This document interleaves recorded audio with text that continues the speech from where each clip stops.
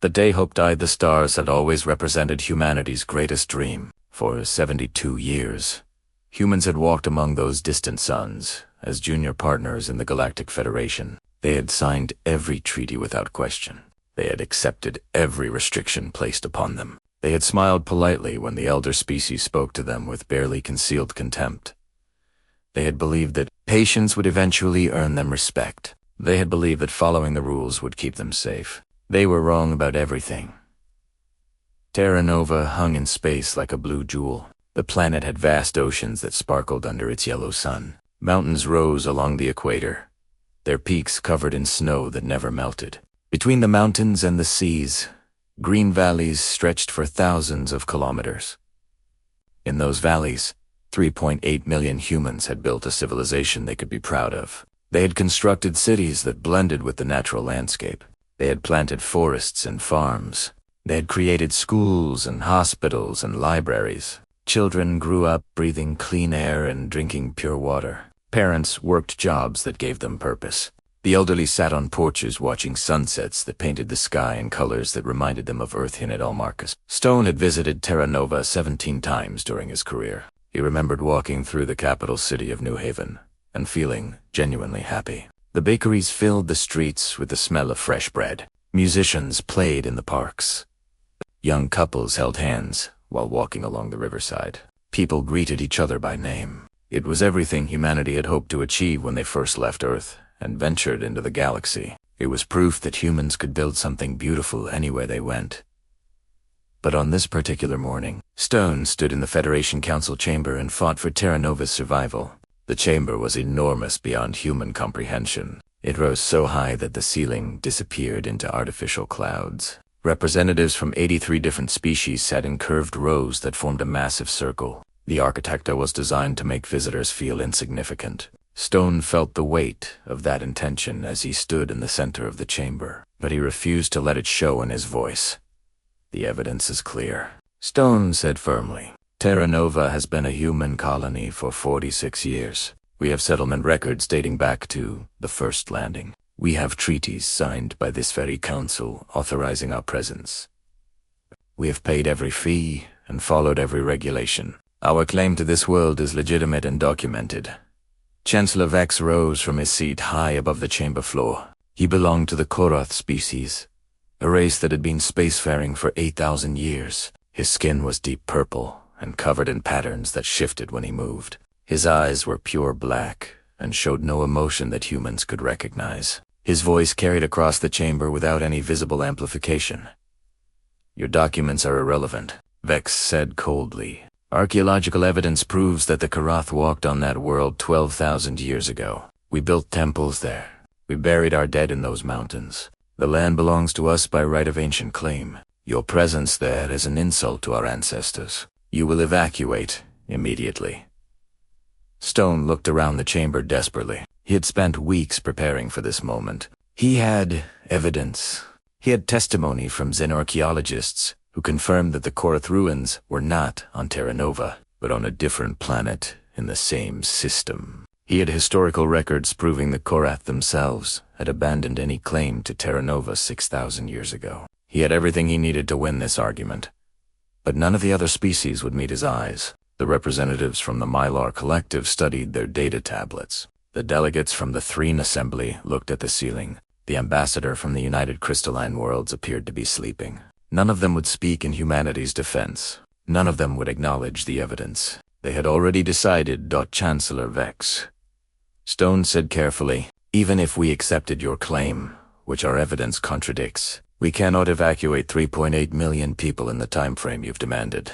We need at least 6 months to arrange transportation and find new homes. We're asking for time, not arguing against your claim. Please, show mercy. The vote happened quickly. 7 to 9 species voted to deny humanity's request for more time. 4 abstained. None voted in favor. The decision was final and absolute. Terra Nova's population would have 48 hours to evacuate or face removal by force. Stone returned to his ship with his hands shaking so badly he could barely operate the controls. He immediately sent emergency broadcasts to every human ship within 10 light. He ordered every available transport vessel to Terra Nova immediately. He authorized the use of military ships to carry civilians. He did everything possible to save as many lives as he could. The mathematics were brutal and unforgiving. Humanity had 19 transport ships capable of reaching Terra Nova within 48 hours. Each ship could carry approximately 40,000 people per trip. Even running continuously without breaks for maintenance or crew rest, they could evacuate maybe 1.5 million people at most. More than half the population would be left behind. The next 47 hours became a nightmare. That would haunt humanity forever. Families tore themselves apart, making impossible choices. Parents put their children on ships and stayed behind because there was no room for everyone. Young people refused spots on transports so that elderly grandparents could escape. Teachers stayed with students who had no family. Doctors remained at hospitals caring for patients who couldn't be moved. The evacuation centers became scenes of terrible beauty as people sacrificed themselves so that others might live. Commander Sarah Mitchell commanded the frigate Valiant Heart in orbit above Terra Nova.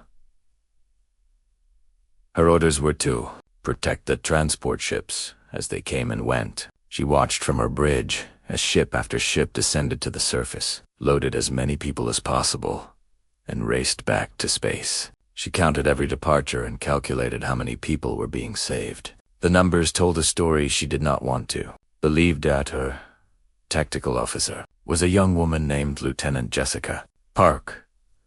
Park monitored all communications from the surface and recorded everything according to protocol. It was standard procedure during evacuation operations. Later, Stone would watch those recordings until he had them memorized. He would hear every word spoken during those final hours.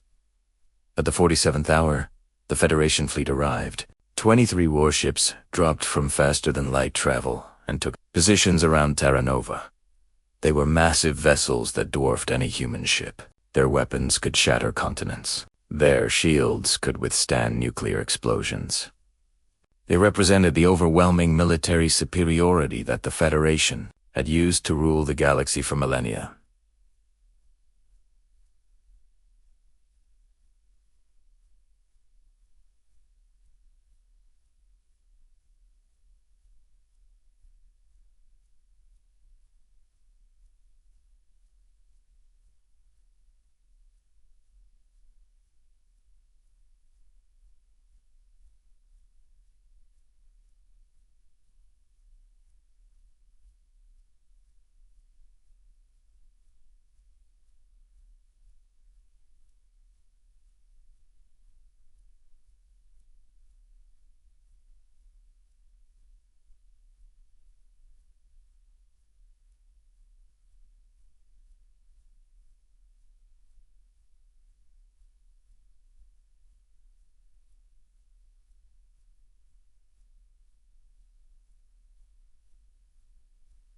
Mitchell ordered her for small frigates to position themselves between the Federation fleet and the planet. She knew it was meaningless.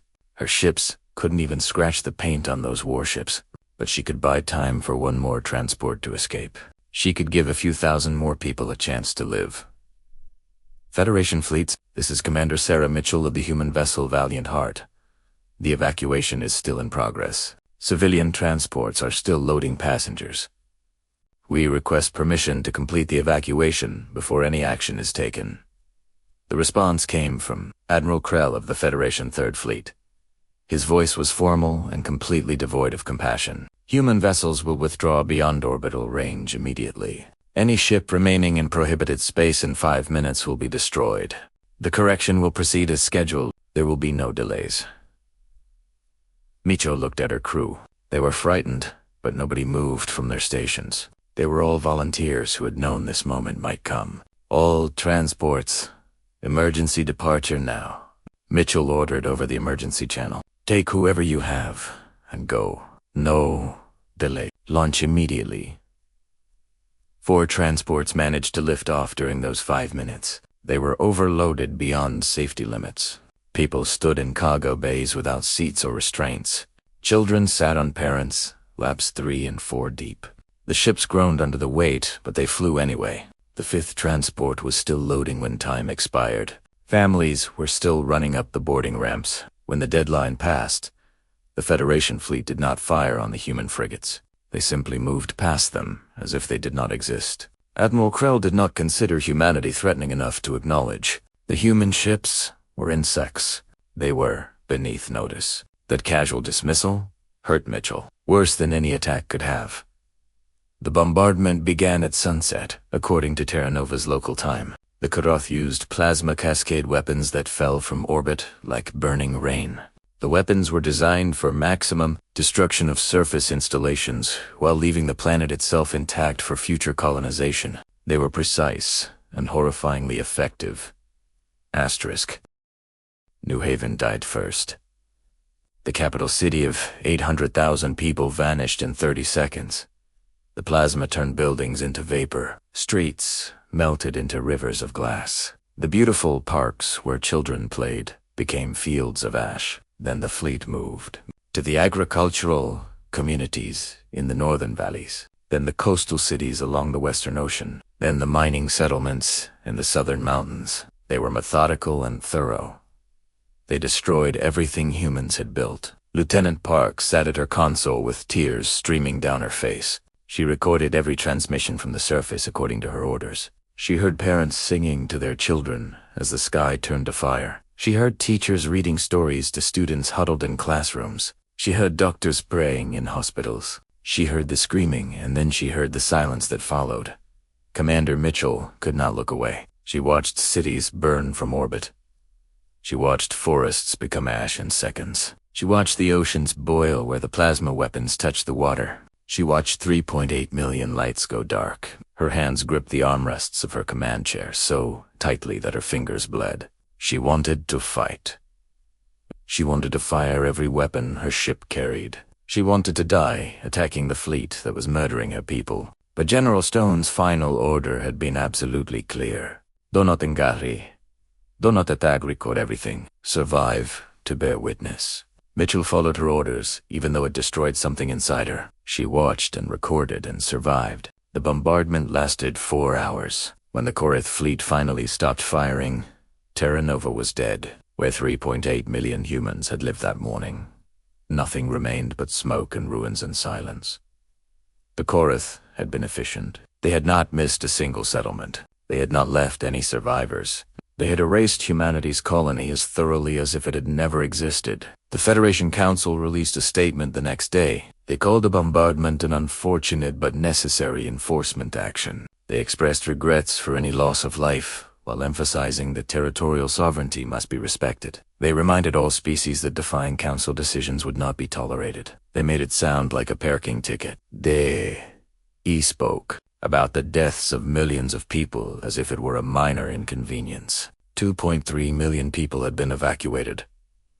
3.8 million had died. The Federation spoke about it during a brief morning session and then moved on to other business.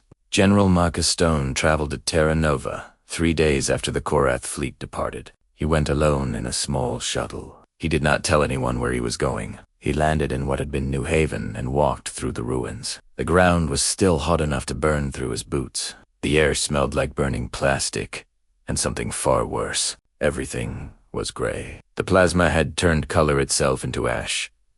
He found what had been a school. The building was gone, but the foundation remained. Small desks had melted into twisted shapes that barely resembled furniture. He found a toy in the rubble. It was a stuffed animal that might have been a bear before the fire. It was burned black, but somehow still recognizable. Some child had carried it to school that final day. Some child had held it when the sky began to burn. Stone picked up the toy and held it in both hands. He was 58 years old. He had served in the military for 36 years. He had commanded ships and led soldiers. He had believed that diplomacy could solve any problem. He had believed that patience would be rewarded. Believe it, that if humanity followed the rules and proved themselves trustworthy, the galaxy would eventually accept them as equals. Standing in the ruins of New Haven, holding a dead child's toy, all of those beliefs died. The man who had faith in the Federation died in that moment. Something else took his place. Something cold and focused and absolutely certain about what needed to happen next. The galaxy had shown humanity exactly how little human life mattered to them. The galaxy had proven that patience was weakness. The galaxy had demonstrated that following the rules only worked if the people making the rules cared about justice. The galaxy had made a mistake. They had assumed that destroying Terra Nova would break humanity's spirit. They had assumed that overwhelming military force would make humans accept their place as servants. They had assumed that 3.8 million deaths would teach humanity to be afraid. They were wrong. They had not broken humanity. They had awakened something far more dangerous. They had created an enemy who understood exactly how ruthless they were willing to be. They had shown humanity that there was no safety in submission. They had proven that the only way to survive in this galaxy was to become strong enough that no one would ever dare attack again. Stone put the burned toy in his jacket pocket. He walked back to his shuttle without looking back at the ruins. He had work to do. Important work. Work that would take years of careful planning and perfect execution. Work that would require changing everything about how humanity thought about war. The Federation believed they had ended a problem. They had actually created their worst nightmare. They had attacked a species known for determination and creativity. They had murdered millions of people whose families would never forget. They had made an enemy of a race that had survived ice ages and world wars and had reached the stars through pure stubbornness. Marcus Stone lifted off from Terra Nova's dead surface and set course for Earth. He had plans to make. He had people to recruit. He had technologies to develop. He had a war to plan. Not the kind of war the Federation understood. Not a war of ships and soldiers trading fire across empty space. Something new. Something that would make the Federation's ancient military doctrines completely irrelevant. The galaxy would learn what humanity could do when pushed beyond all patience. The Federation would discover that there were things far more terrifying than overwhelming firepower. They would learn that intelligence and determination could defeat any amount of brute strength. They would learn that underestimating humanity was the last mistake they would ever make. The burned toy sat in Stone's pocket as his ship jumped to faster than light speed. It would stay there for the next 8 years. Every time he doubted his plans, every time the burden seemed too heavy, he would touch that toy and remember why this had to be done. Remember that 3.8 million people deserved justice. Remember that the galaxy needed to learn a lesson it would never forget. The war had already begun. The Federation just did not know it yet. The silent revolution 8 years passed after Terra Nova burned. To the rest of the galaxy, humanity appeared broken. Earth's government paid the reparations the Federation demanded without protest. Human ambassadors attended council sessions and voted exactly as they were told. Human colonies sent tribute on schedule. Human students attended Federation universities and studied their culture with apparent admiration. Human merchants traded peacefully across Federation space. Everything looked perfectly normal. Everything was carefully orchestrated deception. General Marcus Stone sat in a room that existed on no official records. It was carved deep inside an asteroid in the Kuiper Belt, beyond Neptune's orbit. The facility had no name. It had no connection to any communications network the Federation could detect. Power came from a fusion reactor shielded so heavily that its signature was invisible beyond 1 kilometer. The walls were raw rock, left intentionally rough. This was not a place designed for comfort. This was a place built for secrecy and purpose. Around the table sat four people Stone trusted with humanity's future. Each of them had lost something on Terra Nova. Each of them had spent 8 years preparing for this moment. Each of them understood. That failure meant the extinction of the human race. Dr. Elena Vasquez was 43 years old, with dark hair. She kept tied back in a severe bun. She never smiled anymore. Before Terra Nova, she had been considered the most brilliant artificial intelligence researcher in human space. After Terra Nova, she had become something else entirely. Her sister had been a teacher in New Haven. Elena had listened to her final transmission. She had heard her sister singing to her students as the sky caught fire. Now Elena created weapons that thought faster than any living being. She built systems that could infiltrate networks designed by species thousands of years older than humanity. She was quiet and methodical and absolutely relentless. Asterisk Commander James Chun looked younger than his 39 years. His face was smooth, and his movements were economical. He had spent his entire adult life in special operations, doing jobs that left no traces. Before Terra Nova, he had been rescuing hostages and protecting human merchants from pirates. After Terra Nova, he had become something the galaxy had never seen before. He trained soldiers to move through alien cities like ghosts. He taught them languages and customs from 80 different species. He built teams that could go anywhere and do anything without leaving evidence they had ever existed. His eyes were always moving, always calculating, always 3 steps ahead of everyone else. Admiral Sarah Mitchell had been promoted after Terra Nova, despite her request to resign. She was 51 now with gray hair. She refused to die. She had commanded more ships than any human in history. She understood naval warfare better than anyone alive. But more importantly, she understood that the old rules of warfare no longer applied. She had spent 8 years designing ships that broke every convention the Federation held sacred. Her vessels were smaller, faster, and stranger than anything the galaxy had seen. They were not built to fight fair. They were built to win by changing what winning meant. Dr. Rajesh Patel was the oldest at 6, with brown skin weathered by decades of work in hostile environments. He was a physicist who had spent his life studying exotic matter and quantum mechanics. Before Terra Nova, his work had been theoretical and academic. After Terra Nova, he had turned theory into weapons that should not exist. He had found ways to manipulate gravity and space itself. He had created technologies that made Federation sensors useless. He spoke softly and explained complex ideas with simple words, but his mind operated on levels most people could not comprehend.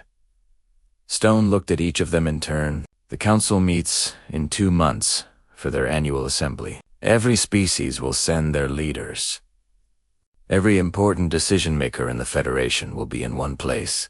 This is our moment.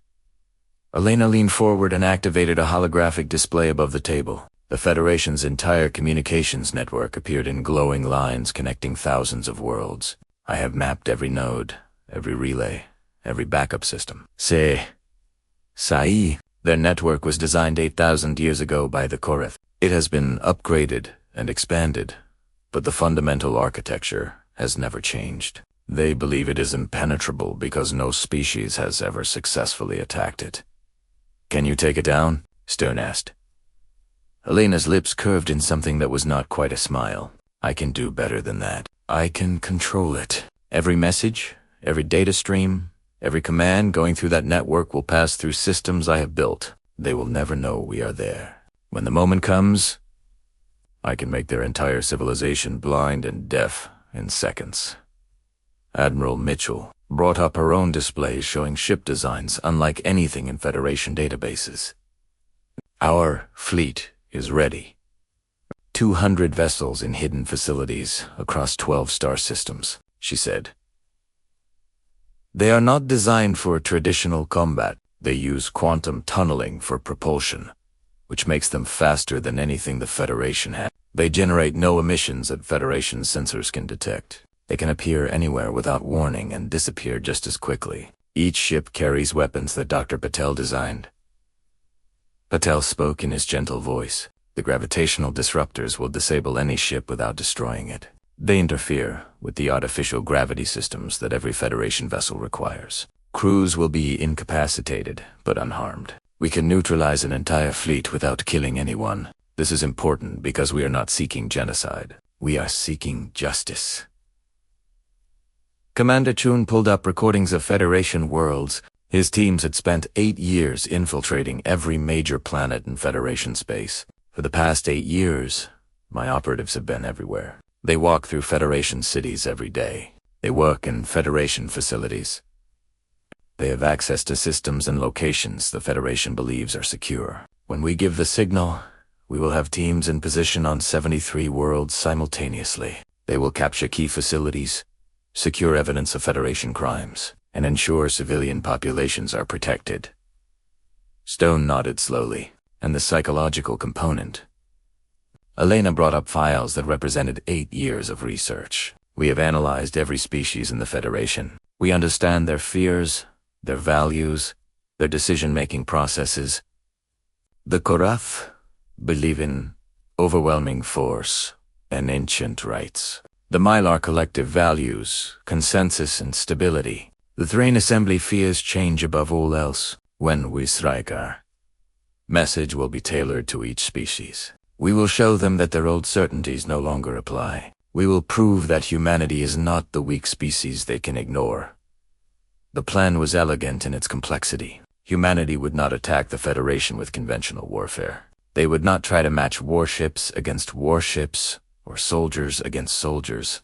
Instead, they would demonstrate a new kind of power. They would prove that intelligence and preparation could defeat any amount of brute strength. They would show the galaxy that the rules had changed.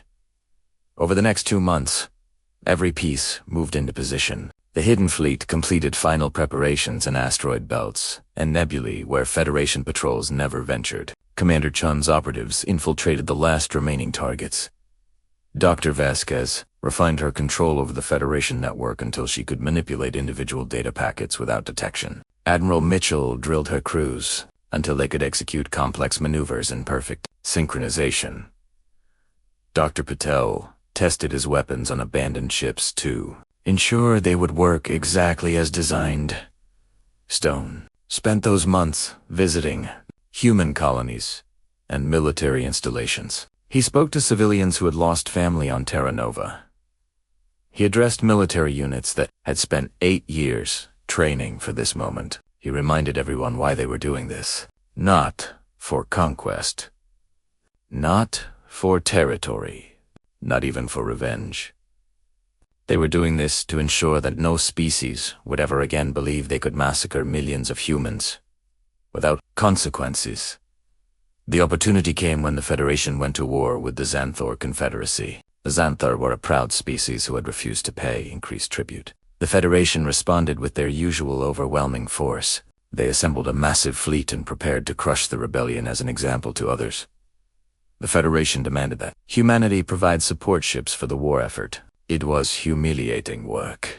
Human vessels would carry supplies, transport wounded soldiers, evacuate damaged ships, and perform all the dangerous tasks that Federation species considered beneath them. It was exactly the kind of order that demonstrated humanity's low status.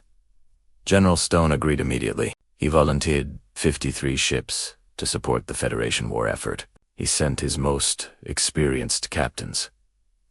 He provided detailed manifests of supplies and equipment. He assured the Council that humanity was honored to serve the Federation's needs. The Council accepted without suspicion. Why would they suspect anything? Humans had always obeyed. Asterisk. But hidden in the cargo holds of those support ships were Commander Chun's ghost teams. 300 of humanity's most elite operatives traveled to the war zone, disguised as maintenance crews and logistics personnel. They had spent 8 years training for exactly this scenario. They could speak multiple alien languages fluently. They could mimic alien body language and customs. They could become invisible in crowds of Federation personnel. The war provided perfect cover. While Federation forces focused on the Xanthor, Chun's teams slipped onto military installations, command ships, and logistics bases. They did not attack. They did not sabotage. They planted devices so small they looked like dust particles. These devices recorded everything and transmitted data through quantum channels that Federation technology could not detect. They mapped facility layouts, recorded security procedures, identified key personnel, and documented command structures. Captain Rebecca Torres led a team of 15 operatives assigned to infiltrate the Federation flagship Unity of Purpose. The ship was enormous, carrying a crew of 8,000 from 7 different species. It was the pride of the Third Fleet and served as Admiral Krell's command vessel. Krell was the same admiral who had ordered Terra Nova's destruction. Torres and her team arrived on a supply transport, disguised as human technicians assigned to maintain the ship's waste recycling systems. It was unglamorous work that Federation species avoided. Torres spent 3 weeks cleaning filtration units and replacing worn components, while her team mapped every critical system on the ship. They placed monitoring devices in the bridge, engineering, medical bay, and armory. They recorded command codes and security protocols. They documented weaknesses in the ship's defensive systems. One night, Torres stood in a maintenance tunnel, 3 decks below the bridge. Through a narrow viewport, she could see Admiral Krell in his ready room reviewing tactical displays. He looked confident and relaxed. He had no idea that 15 humans had complete access to his flagship. He had no idea that humanity had infiltrated the heart of his fleet. He believed humans were servants. He believed they were weak. He would learn differently soon enough. Other teams achieved similar success across the war zone. They infiltrated dozens of Federation installations. They gathered intelligence on weapons systems, defensive protocols, communication procedures, and command hierarchies. They identified every strength and every weakness in the Federation military machine. Most importantly, they proved that humanity could go anywhere they pleased, despite the Federation's supposed security baikonur. Dr. Vasquez received the data streaming in from Chan's teams. She integrated it into her network infiltration plan. Every piece of information revealed new vulnerabilities in systems the Federation believed were secure. Their confidence had made them sloppy. Their age had made them complacent. They had not faced a real challenge in so long that they had forgotten how to defend against a determined enemy. The Hidden Fleet completed its final exercises. Admiral Mitchell put her captains through scenario after scenario until every crew member could perform their duties perfectly under extreme stress. The ships practiced appearing from nowhere, disabling targets, and vanishing before anyone could respond. They rehearsed coordinating attacks across multiple star systems simultaneously. They trained until excellence became automatic.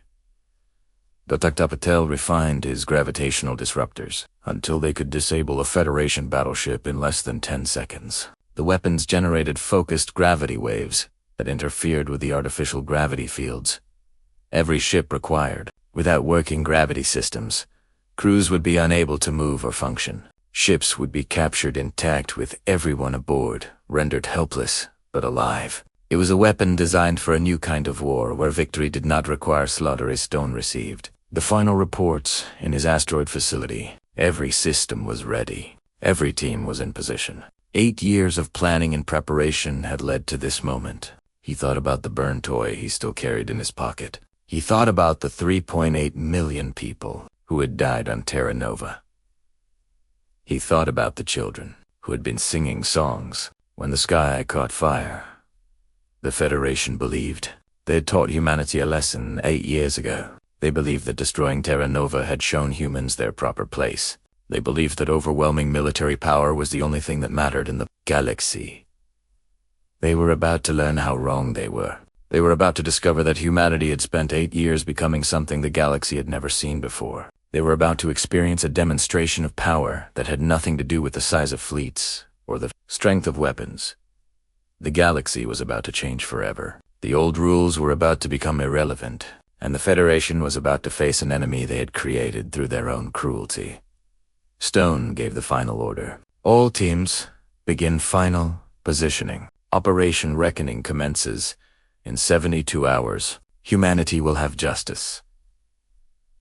8 years of patience was about to end. 8 years of preparation was about to pay off. 8 years of silent revolution was about to become loud enough for the entire galaxy to hear the Federation had slaughtered millions and expected humanity to accept it. They were about to learn their mistake. They were about to discover that you cannot break a species that refuses to stay broken. They were about to experience what happens when you push determined people beyond all patience. The war had already begun. The Federation just did not know it yet. But in 72 hours, they would understand. In 72 hours, conventional warfare would become obsolete. In 72 hours, everything would change. And humanity would make absolutely certain that nothing like Terra Nova could ever happen again.